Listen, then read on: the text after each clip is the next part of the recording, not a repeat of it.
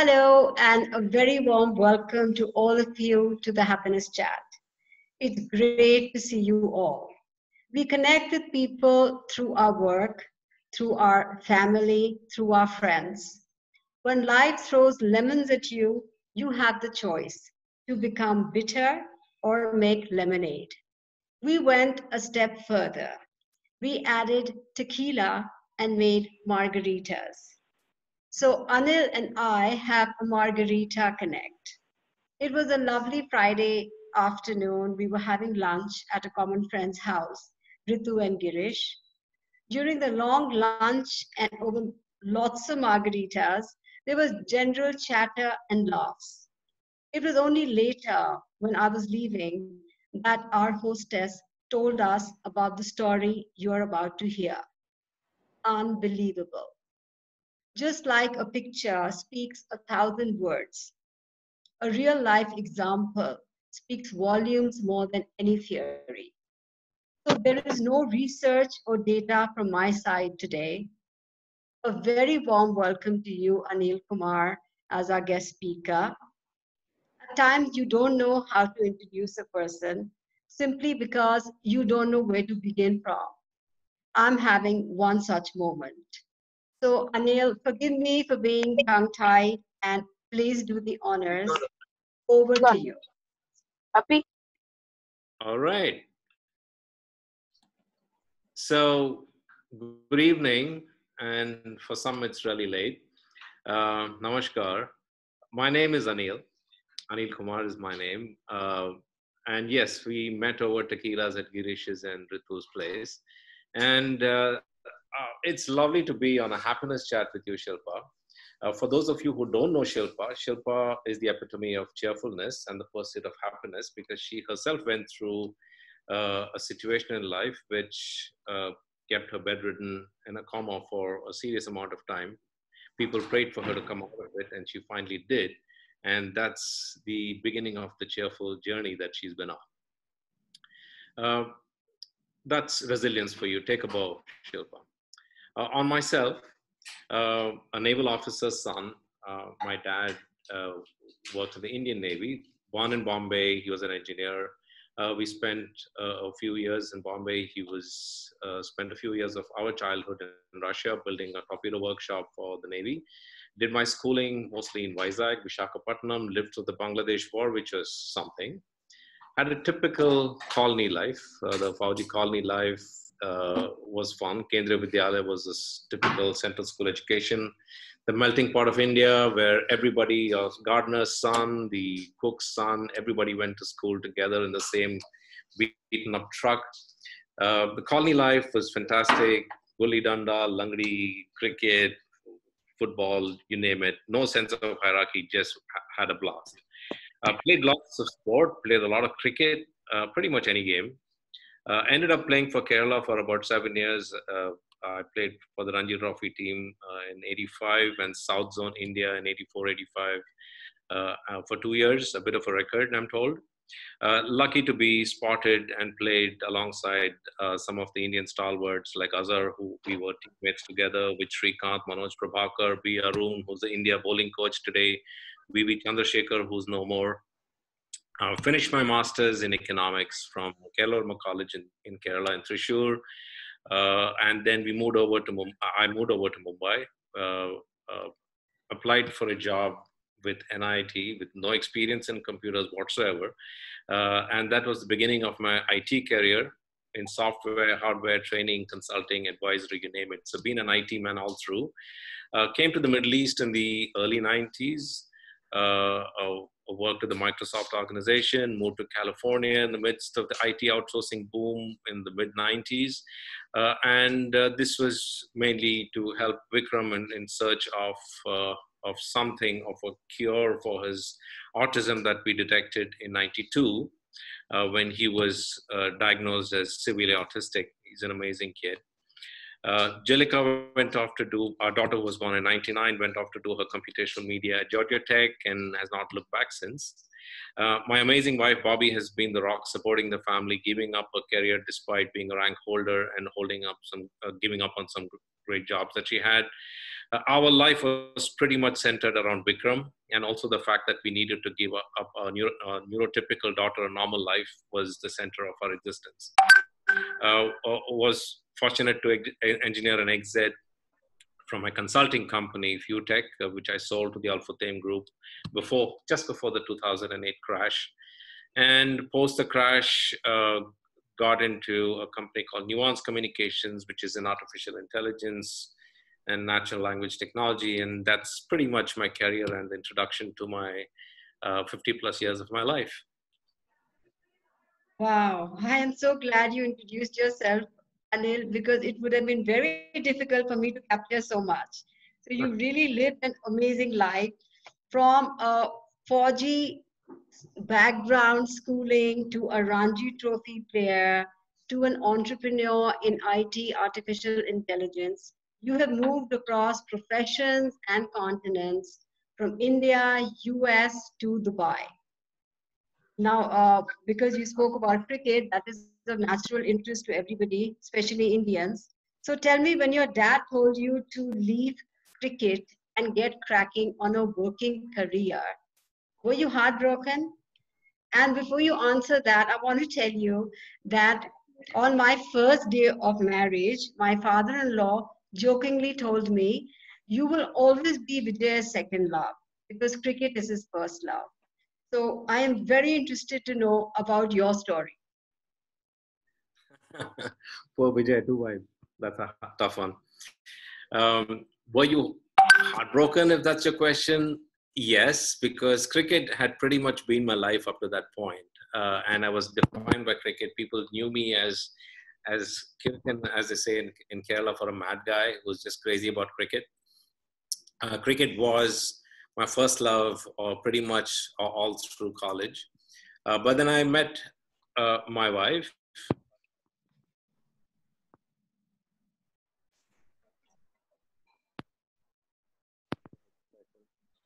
We can't hear you. Your voice. Yeah. Can you hear me now? Yes. Yes. Okay. So cricket was an amateur sport those days, not like the IPL. It's gone again. Gone again. Okay. Can you hear me now? Yes. Okay. So cricket, amateur sport, no money, was getting job offers from banks. A clerical position was what was offered. I remember Azhar and I walking down the streets, and we got our offers together. But it was flattering to get job offers, test players, etc., approaching you and say you can work for my bank. And then my dad took me to a bank, and he showed me the pankha, the fan on top, and he said, "You're going to be sitting under this fan once your cricketing days are over for God knows how many years. So decide, is this what you want to do?" And I said, this is not for me. I can't do a desk job. So moved over to Bombay, did my management for Bajaj, and got into IT. Cricket uh, was a part of my life, but one does have to drop things and move on, I guess. Absolutely. So tell me, the real challenge happened in your life when your son was born. I am quoting from an interview of yours done in April this year. Our son Vikram turns 28 today. He was a smiling, happy boy at birth, but suddenly into his first year, he lost eye contact, stopped interacting normally, and did not develop any speech. At the age of 30 months, he was labeled a non-verbal autistic and epileptic child having upward of 200 seizures a day. How did you and your wife deal with this initially? Well, yeah. Well, when we noticed that he was delayed, he was missing some of the milestones, we didn't think too much of it because people said, Einstein spoke at the age of 5, many brilliant people speak much later, etc. And we thought this was what it was going to be. And then in 94, we took him to Bangalore because he still hadn't gotten any speech.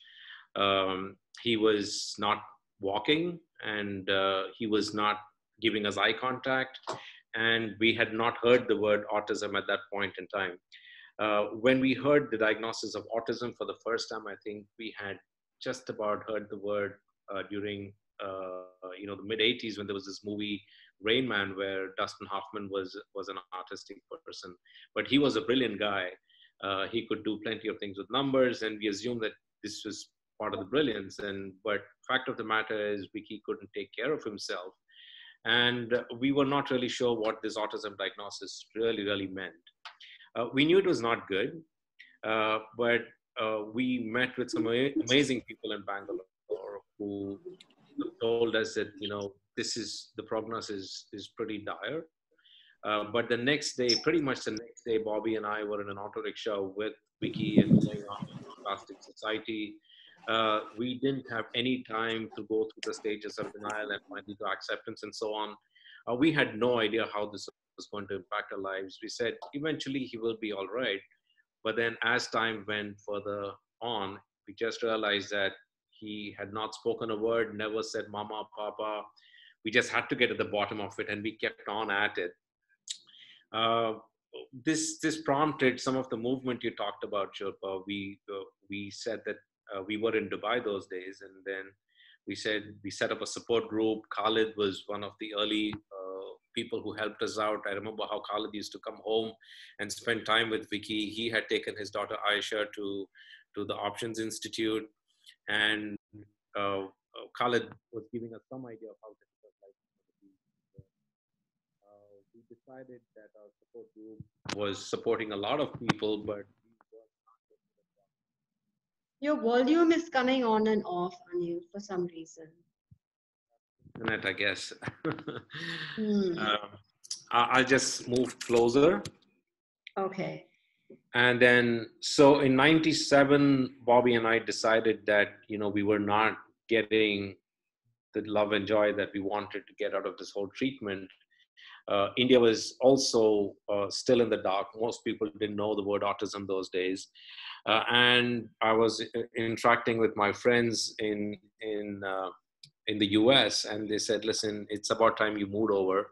And that is how I took up a job and moved to California, in Irvine, California, which was close to the Autism Institute, was in San Diego. And not a whole lot of stuff was known about autism those days, but we dived in at the deep end. We used to take him to the Irvine Unified School District. They had a special school for autistic individuals. ABA, occupational therapy, physical therapy, craniosacral therapy, infusions, 4 hours of immunoglobulin infusions, 40 tablets a day. No real breakthrough. We even put in a pacemaker in his a pacemaker like thing. It's called the vagus nerve stimulator. He got worse. His seizures just shot through the roof. He had about 250 odd seizures a day. And I remember visiting my brother in early 2000s in Chennai, and they had Gandhi just waiting for Vicky to fall, and he would actually catch him when he fell before his head hit something.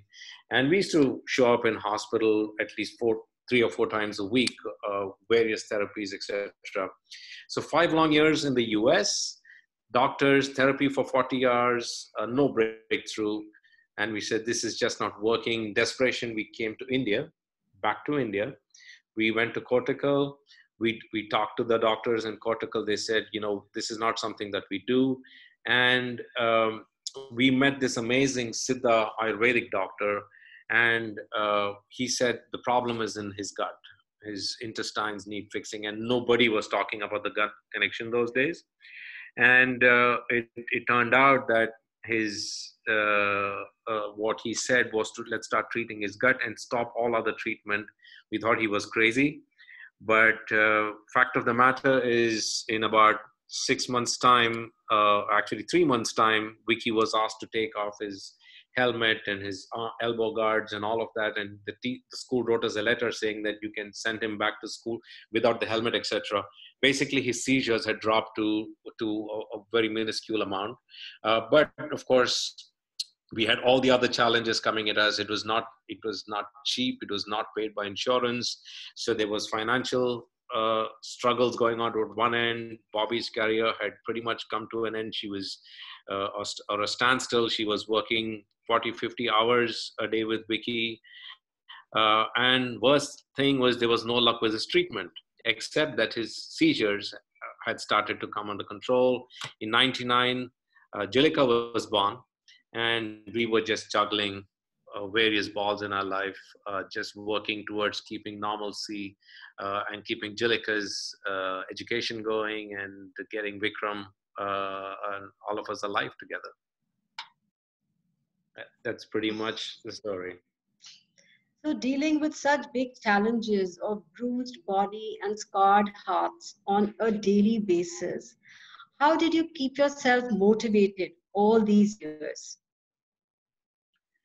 Well, yeah, that was 27 years. I say 27 years because in the 27th or the 28th year of his life, we had a miracle. But 27 years of not understanding Vicky was a hard one. We really didn't have any answers to as to why he was crying, or whether he had a headache, whether his stomach was hurting, whether it was a problem with his, he didn't walk too well. So we were really wondering what was causing all his frustration. And we would experience bouts of frustration from him, which to most people would look like violence. From his side, it was probably frustration. And in his total inability to regulate himself had been a huge worry. He would stim, he would have all his self-stimulatory behavior. He would listen to music for, 20 hours a day, if that was possible. He would just repeat the same music. We were feeding him a diet of repetitive songs. He loved, fortunately, had a great sense of music. So he would listen to Eagles. He would listen to, the Beatles, or whether it was Rod Stewart, or he had a good sense of music, fortunately. So he would just repeat the same music over and over again. And if we were trying to stop him, he would sometimes have a bout of anger. Bobby's back and her neck would have huge welts and scars from it all. But it was all about controlling his body and his obsessive compulsive disorder. So his OCD was just around music and things that kept his sanity as far as he was concerned. So overall, it had been a hard juggling act with career choices, the research, medical, the therapy, support groups, no real gains. And the violence was just overwhelming because he was just being frustrated. But 27 years on, when Vicky started to communicate and our life just opened up, the possibilities of what Vicky could do just blew our minds. And then he started expressing his challenges to us. And the odd thing was the dichotomy between his body and his mind was just so stark. His mind would say something. Can you guys hear me? Yeah. Yes.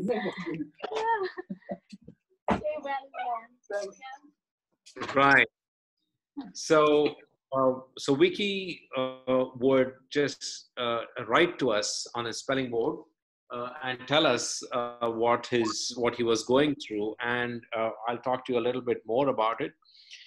So we basically started this amazing treatment called RPM, which we started in July uh, of last year. And this lady, Soma Mukhopadhyay, was a typical Indian mom with an autistic son, Tito. And she started experimenting with teaching him stuff with a board. I have the board somewhere, I can show it to you guys. But this is just a laminate board with A to Z written on it and 0 to 9. And they just started communicating, punching. Vicky still hasn't spoken a word, but fact of the matter is that he saw possibilities through the communication board. And the board this is the board. So many of us who type on a keyboard, so he has numbers. And then we had this amazing young lady, Roxy, in Atlanta, who started helping him out with communication. And she started talking to him about his anger problems, his frustration, etc. And she started teaching him through Greek mythology. And Vicky loved Greek mythology. And she said, Vikram, just imagine how Hercules felt. He was this extremely strong person, but didn't know his strength. But when he got angry, he eventually ended up killing his whole family. And that's when Vicky started to express himself emotionally as well for the first time, saying, I resonate. He started using words like resonate. And here's a boy who hadn't typed a single word, who hadn't said mom, dad, nothing. And he said, I resonate with Herc. He called him Herc. And he said, I believe that I can also uh, learn to be somebody like him who can control himself. So he kept talking about his brain body disconnect, but he one thing that came out very strongly is that his body and his brain were just not in sync. And Vicky has written a poem, and he's written this, which was converted to a song, and the words of the song just say it all. It basically said, love will conquer all.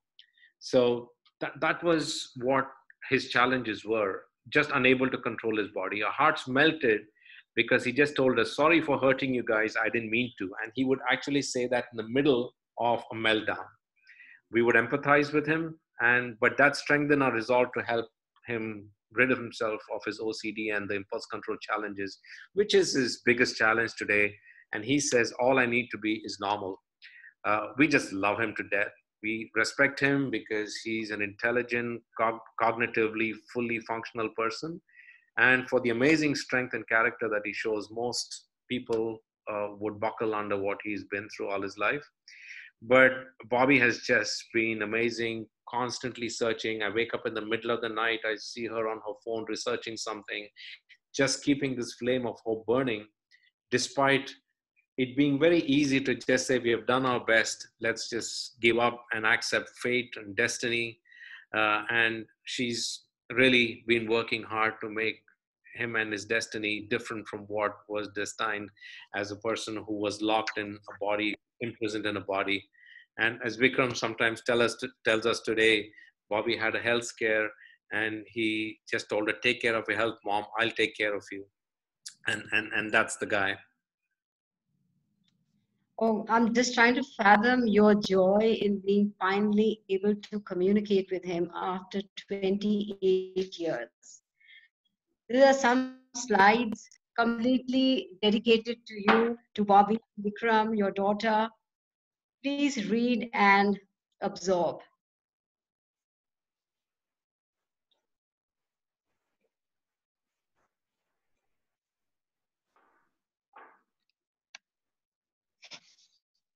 So tell me, Anil, your son's journey, what has that taught you? Well, lots.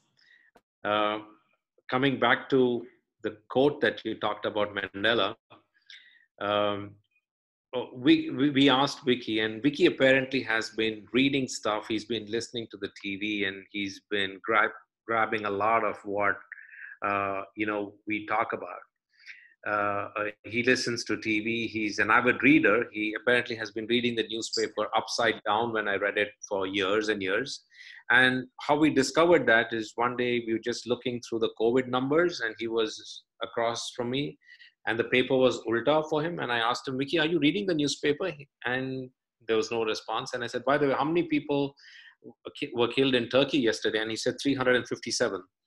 And I looked through the newspaper, and there was 357 written there. And talking of Nelson Mandela, I told Vicky, you were in jail, uh, unable to speak for how long? And he said 27 years, the same number of years that Mandela was in prison. Exactly. And we just asked him random questions like, do you know how, where he was, in what prison he was? And he would say Cook Island, and I don't have no idea where he got all that from. He's just been absorbing. We asked him, he says TV or mom taught me or schooling. He's never been to a formal school, and we've got some of his wonderful students of the school also on this chat. Yeah, but he's he's just been learning and absorbing all through. So coming back to what he's taught us, well, uh, we're just immensely grateful for what we have. Anytime we feel that life has been unfair, we just look at him and say, man, we've got 5 fingers, we've got a brain that kind of works, and what's not in our reach, never mind, that's not meant for us, just don't give up. Families might go through any amount of stress, but pretty much holding each other's hands and living through that. In the US, we've seen umpteen families where the families, most of the moms bringing the kids were single moms and bearing the stress of running a home, other children, and it was just a huge relief to have family, with us, and we were all holding hands and keeping us go through this. And when one door closes, or so to speak, one opportunity dies, just keep looking, another opens, and just don't stop looking. That's what Vicky's taught us. And 27 years of looking is what helped us to finally discover RPM. We've got friends, Kamlini, who's on this call, who's been a speech pathologist for God knows how many years, Kamlini. I don't want to give away your age, but for a long time. And Kamlini is seeing the potential of that, and she's going through training. But it's people like her working with us, people like Khalid who've inspired us, and just keeps us going. And Safia, who runs the school SNF out here. There's Gulshan, who's also been a great friend. And everyone, every special kid that we come across teaches us that we've just got to keep on going. Very right. Circumstances as trying as yours can make someone bitter or better. It has definitely made you better, and you can inspire so many other people. So thank you so much for that. A second slide dedicated to you.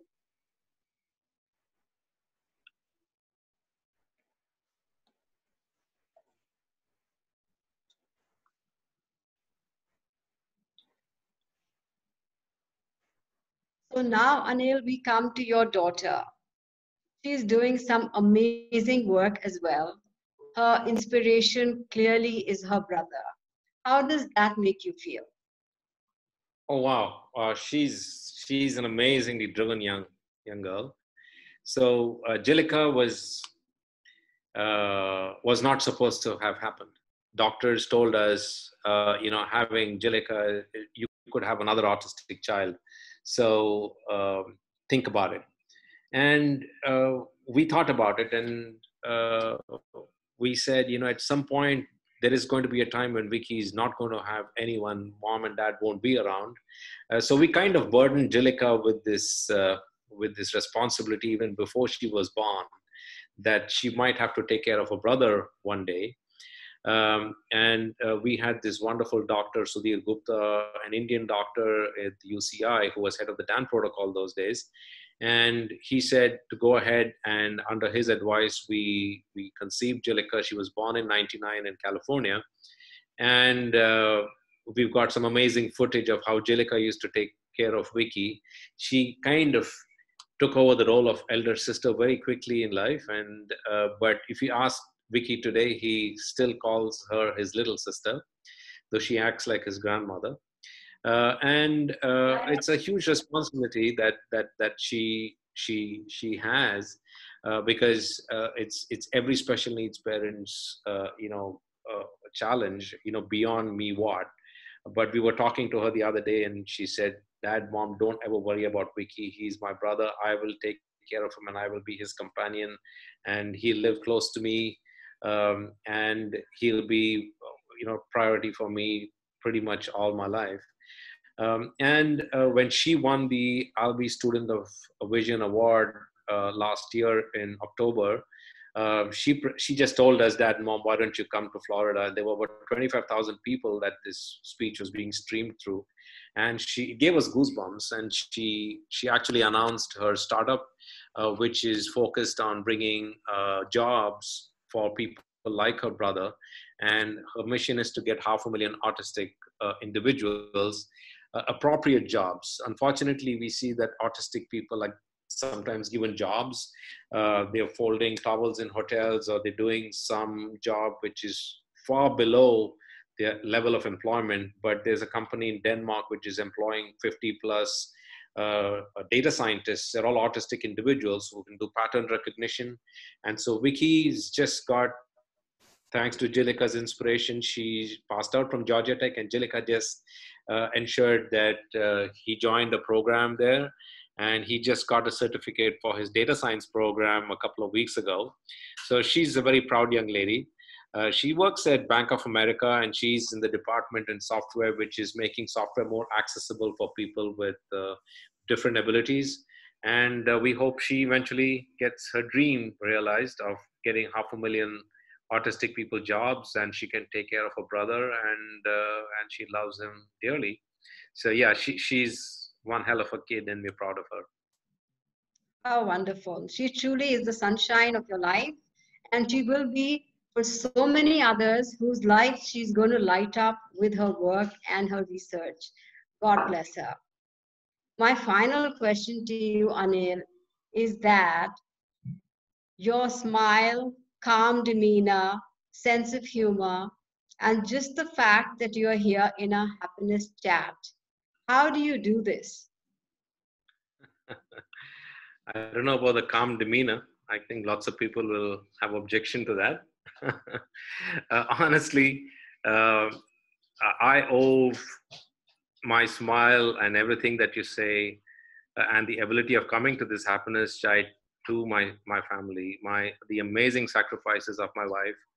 She's given up everything, her career, she put it on the back seat. She was topper at school. She was a gold medalist at Middlesex when she did her HR post graduation. She ditched everything just to ensure that her family was priority.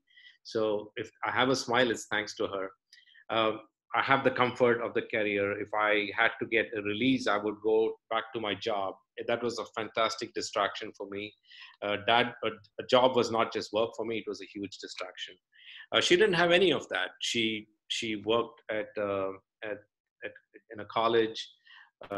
She was the back end for my business, and she kept the house running. She was constantly in the line of fire of everything that's been happening with Vicky. She's been the powerhouse, really working night and day, just working on how to get her son out of his misery. So, how we split the challenge really was, we had to put bread on the table. We were burning more money than we were making, so we had to keep that part going. So I tried to focus on the job. When I was doing my business, she took up a job, so we would keep the money coming in, so we could keep going. And while I worked on my career, the treatments were not cheap. Many of them were not covered by insurance. Even if we went broke, we kept going at it, just looking for breakthrough. And that joy of looking and searching and getting those small breakthroughs were joy in itself. And each time we fell, as Mandela said in your earlier quote, just picking ourselves up. Bobby and I would have a chat, and she would say, let's try this. Ayurveda didn't work for that. Let's try homeopathy. Let's try, fecal transplant. Let's look at, the vagus nerve stimulator that didn't work for us, but we kept trying, failing, falling, kept us going. She just kept on focusing on Vicky, Jilika. On one hand, it was Jilika. If she went down in school, one whole holiday, Bobby just put on math tuitions for her, giving her math, high doses of math until she came to a high level of math. She did her engineering at the end of it all. She did pretty well in her studies as well. The timing of the Ayurvedic treatment, microbial detox, immunoglobulin, UCLA, Children's Hospital, gut health, chelation therapy, diet, our daughter's fees, planning all the expensive Georgia Tech education, strengthening her academics, helping me with my business, super important detailed stuff that I'm terrible at. She just took it over. So honestly, question on how I keep my smile, it's thanks to Bobby. I think in front of her, Wonder Woman also fails in comparison. Really hats off. In fact, this slide is one of my favorites. This is Anil and Vicky. It's such a fantastic pic. It speaks volumes to be happy and live life to the fullest, no matter what the situation is. The joy on your faces, simply amazing. Thank you. It's very easy to be happy when everything is going hunky dory. It is so inspiring to meet someone like you, Anil, who can smile and be grateful in spite of and despite of the challenges that you face daily. I have a small, tiny experience to share with you. I had met this lady 15 years ago. I had gone to Kotakal, the one that you mentioned as well. Her son was born deformed due to medical negligence because of a forceps delivery. So she had been dealing with issues from day one. She tried all the treatments just like you had, and this was the final resort. What amazed me was how calm and composed she was. There was no cribbing, no crying, not even a talk of her problems. She only spoke Hindi, so she was drawn to me since there were very few people there who spoke Hindi. It was just the general ladies chit chat, food, clothes, weather, family, tea. I casually mentioned to her that the coffee there was great, but the tea was horrible and milky. To my complete surprise, next day, 5 p.m., tea time, she knocked at my door. She was standing with karak masala chai in a thermos. I could not believe it that she has so many problems in her life.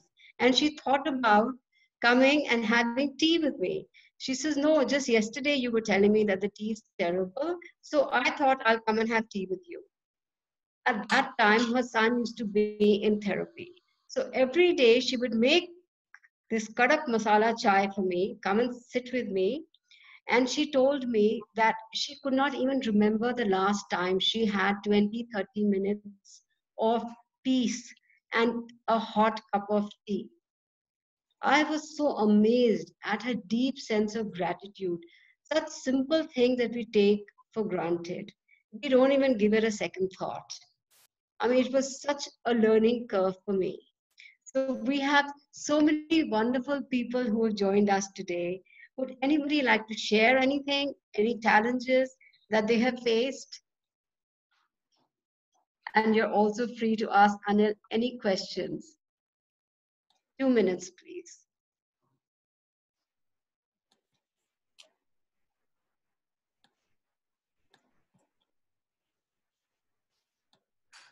Yes, you can unmute yourself, Anil, Vivek.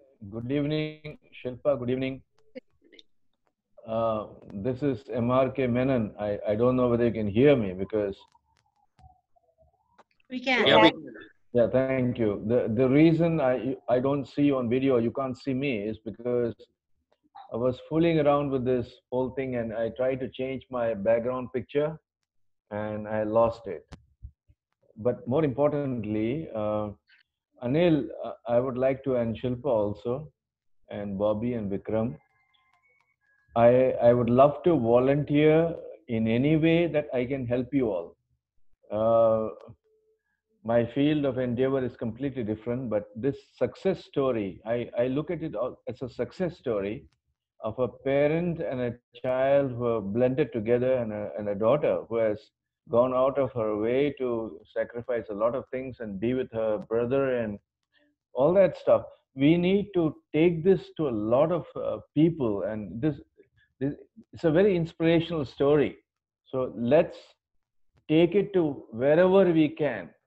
So Anil, I'm an old friend of yours, so all I can say is this is it's a great thing what you have done, and whatever you have experienced and the success you have achieved with Vikram, the most important thing is to share it, and that's what you're doing, and this is the perfect start. This is the first step. So I'm ready to volunteer in any way you ask me. I have a reach. I'm a teacher. I got thousands of students, not parents, but students. But as a grandfather, age 63, I know that somewhere we can plant these seeds and bring the right people together so that they can focus on what you've achieved and find a scientific explanation that people can understand. And then we can put it together and market it not for money, but for the fact that, yes, it could happen to my son. I can do it for your son and daughter. God bless you all. Jai Hind, inshallah. I'm in Abu Dhabi. Thanks, buddy. Thank you. Yes, Vivek. Hi there, Shilpa. Thank you very much for conducting this wonderful session. And it's been a pleasure being here. Needless to say, Anil, Bobby, Jalika, Vikram are a huge source of inspiration and strength to us all. And, kudos, hats off. We love you. More power to you always. Anil and I are fellow seekers in a Vedanta class. I thank my good fortune and it's been a privilege that one seat next to me in the class, in the lecture that Partha Sarthi conducted happened to be vacant, and Bobby happened to come and ask me if that seat was free, and it was, and that's how I got to meet this beautiful and blessed family. So my question, Anil, was just to understand the role that spirituality has played. I mean, you've been an active seeker, one of the most driven participants. You're always there. You never miss a class. Wish I could say that for myself. And, just essentially what role has it played in sort of, bringing balance to what this tumultuous ride that you all have been through? Hey, thanks, Vivek. Before I say anything else, congratulations to you guys.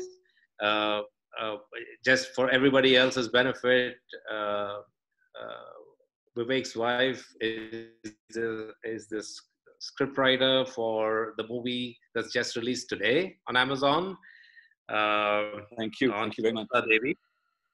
And so a very proud family there sitting in the UK. Absolutely. And congratulations, guys. I'm sure you should have celebrating today. So extra thanks for coming in. Not at all. I wouldn't have missed this for the world. Thank you. Right. So to answer Vivek's question, I don't know if I'm the right guy to answer this, but our dad was a hardcore Karl Marxian. And he believed in the power of being yourself, and no God is going to come to your assistance if you don't help yourself. And so with that kind of a background, not ever being very religious, all of us were very self-driven people and very independent. And there's a time in life when you start to ask questions around, is there something beyond what we can do? There's really no point in asking questions like, why does this happen to me, and stuff like that. But overall, I started in 2005 with a program called the Siddha Samadhi Yoga, where it was about meditation and pranayams. And eventually, the journey of the whole philosophy started in always being a voracious reader and accepting all kinds of stuff that's going on. You eventually realize that there is a connect, and wherever that connects is at a very, very, at the level of energy or Turiya, or at the level of Allah himself. There is a connect between all individuals where we all merge. And we're all one, and we're all on this journey together, and we just different parts of that same story, just driving our different paths. So I think we've become very accepting of the fact that we are not alone. We're all together in this journey. And I think the practices that come from some of the practices that we learned help a lot.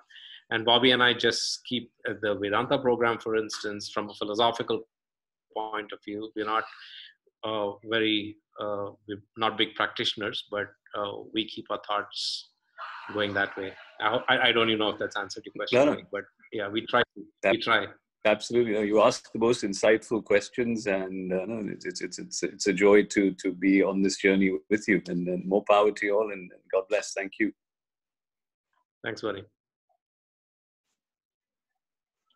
Hi, Anil. Ashri. Yeah, Anil, I know I can ask you one off the cuff too. I can ask you personally on the phone, but I'll ask you here, okay? Anil, if you remember, my dad had this neurodegenerative disorder. You know that, right? I do. And then he didn't recover. But then me and my mom, we never lost hope till the last. We felt one day he might start speaking, but he didn't. And I have my brother who's got a similar thing now. He had a stroke and his right side is paralyzed and he's lost his speech.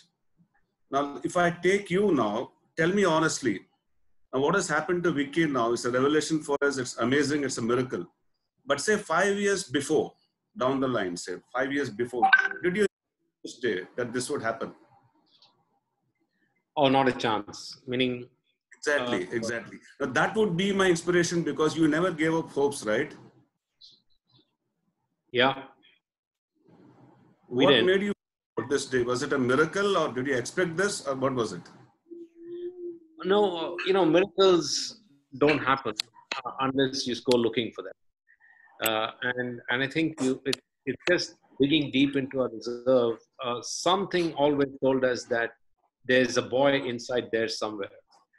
There is a real person behind this fumbling body and this person who can't express himself.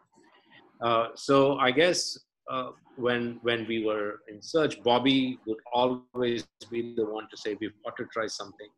And I remember Khalid and I were on this journey. Khalid, we met in 95, I believe. And Khalid used to come home and play with Vicky. And his daughter had Aisha had exactly the same problem.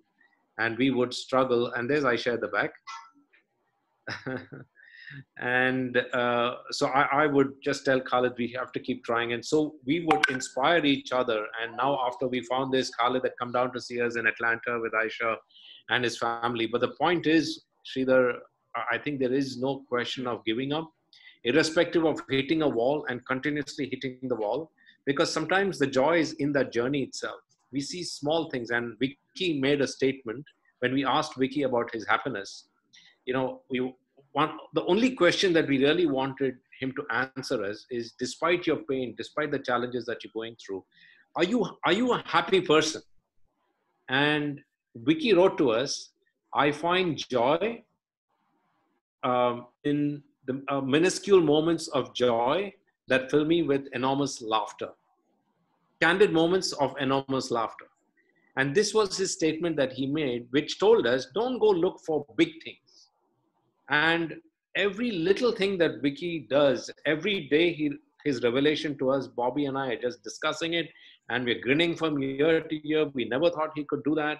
Jilika calls and she says, my God, he did that. We WhatsApp what he's doing. We say, so those little moments of joy is unbelievable and priceless, because they might seem like a nothing to somebody else, but to us, every small little thing is inspiration.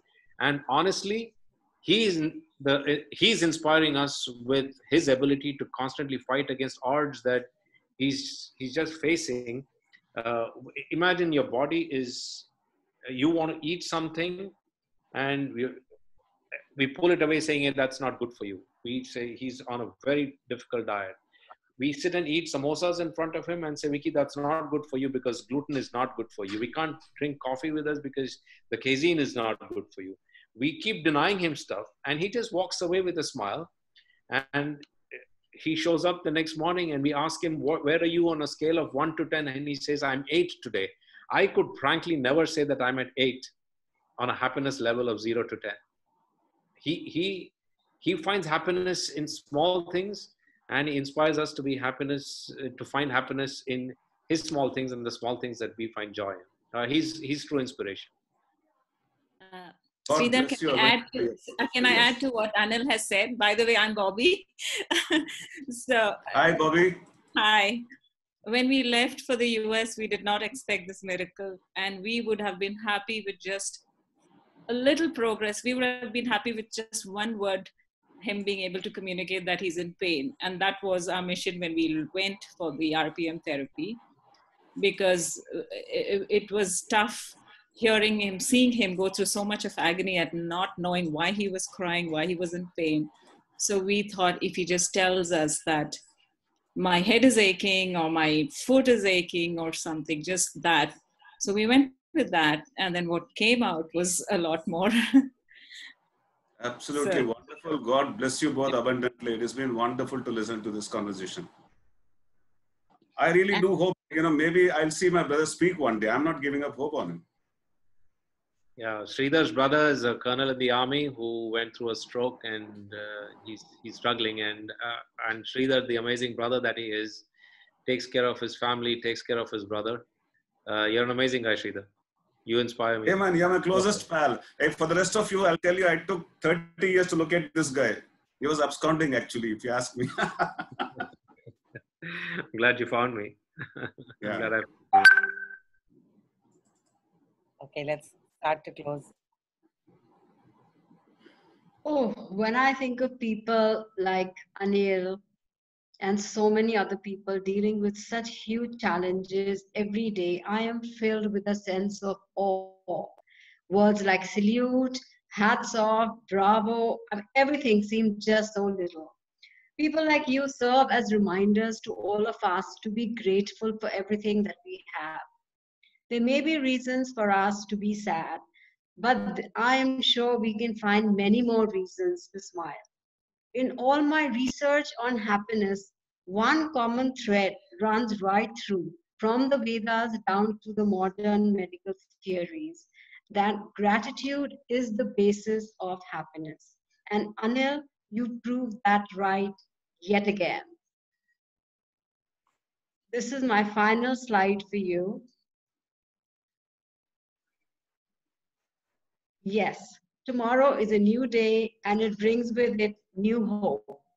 The sun being the perfect example of rising after setting every day, bringing us sunshine and joy. So thank you so much for joining me today.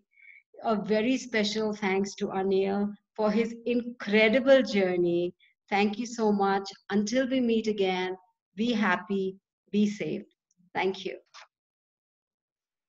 Thank you all.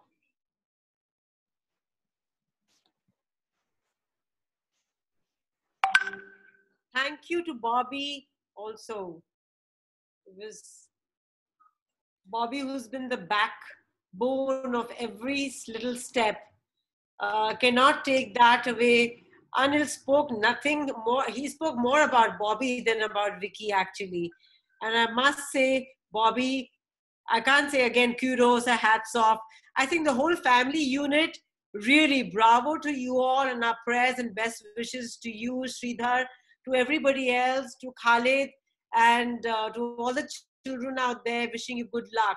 And thank you once again for more and more your inspiring story. Thank you so much, Anil, Bobby, Vicky, Jilika, and all others shared. Sridhar, all the best for your brother. Keep the faith. What a beautiful session. Thank you. Thank you once again for sharing your story. Thank you. Amazing. I would like to add something. You were the chosen ones for Vikram. He chose you as his parents because he knew you both could really bring him to this level. Your support to him. Congratulations. Anil, I would like to add something. Anil Chatan, you have always been an inspirer on the cricket ground. Now you have inspired us, showing that you have been so good a father, a successful person. And about Bobby Chechi, I would like to tell that the goddesses, the Indian goddesses, are conceived with having 100 hands or 1,000 hands. I've always wondered why this is so. I think this is by seeing the Indian moms who have multitasking, and they do everything that is possible for their family. I think this concept of 100 or 1,000 hands of goddess Kali or Durga can be thought about only by seeing the Indian moms. So I'd like to thank the whole family and the strength behind you, who is Bobby. And thank you so much for being an inspirer on the field. I've played cricket. He was our senior, so I've seen him perform on the field, but off the field and in life also, he's such a success, inspiring person. Thank you. Thanks, Sachin. Thank you. Shilpa, thank you so much for hosting the session. Thank you. And I think more than our voices, I think it's a million people who are suffering. We've got, in this group, I see Sujit's mother, Kirtana, there. Sujit is an Olympian at the Paralympics. He represented UAE.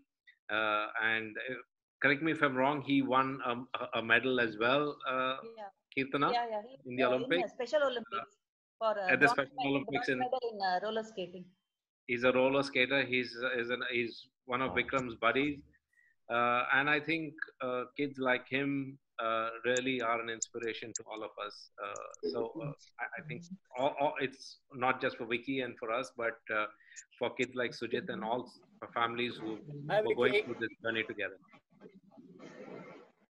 Thank you once again, Shilpa. Thank you. Thank you. Can I just add one statement? Vicky wants to convey to most parents.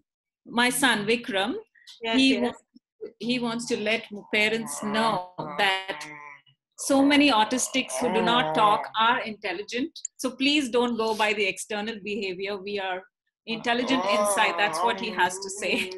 Wonderful. I would like that, parents to get that message, because externally it may appear not so, but there is, wonderful.